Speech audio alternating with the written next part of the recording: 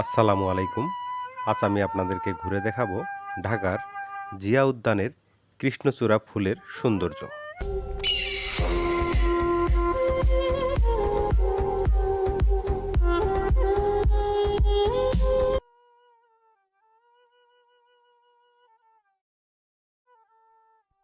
জিয়া উদ্যানের ভিতরের ও সংলগ্ন ক্রিসেন্ট লেকের চারপাশে কৃষ্ণচূড়া গাছগুলোতে যখন লাল ও কমলা রঙের ফুল ফুটে তখন পুরো এলাকা এক নয়নাভিরাম রূপ ধারণ করে।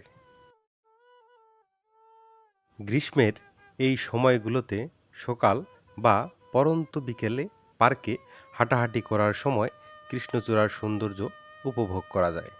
ফুলের মৌসুমে প্রকৃতিপ্রেমী ও ফটোগ্রাফাররা এই অপরূপ দৃশ্য দেখার জন্য উদ্যানে ভিড় করে।